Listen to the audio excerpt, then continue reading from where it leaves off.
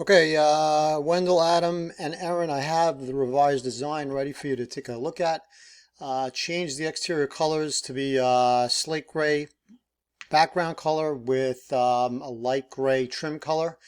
Change the front door to be a full glass door. I didn't want to do full ribbon side lights on the sides.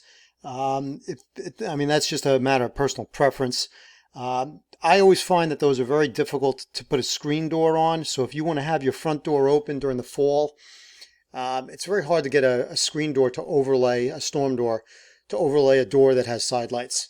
So let me know if this works for you.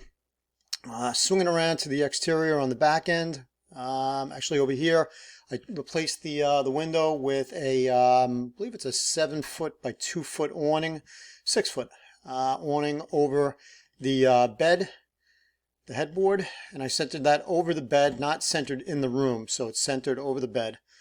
Let me just take that out. Okay, and then as I go back to the rear, I've got a Florida sunroom here with aluminum panels. This isn't something that we can do in the office. This has to be done by an engineer. The panels are usually signed and sealed.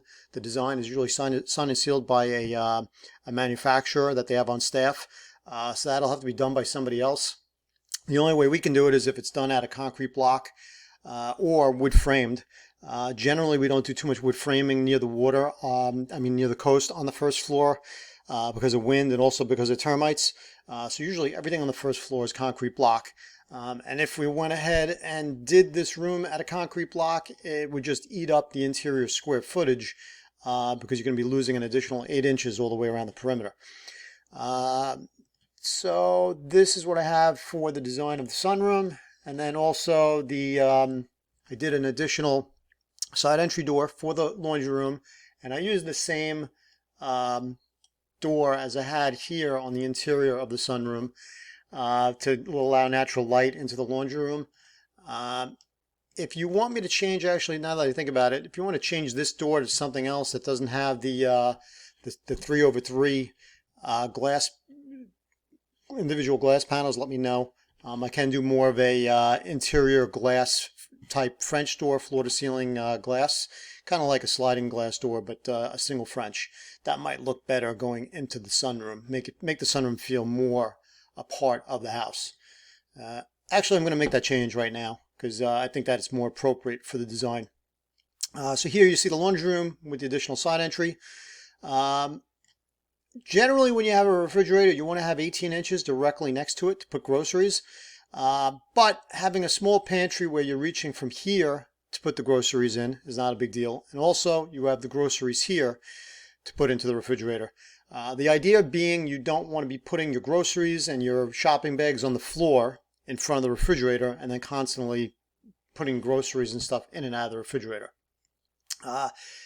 This is the layout I have for the kitchen as it stands now.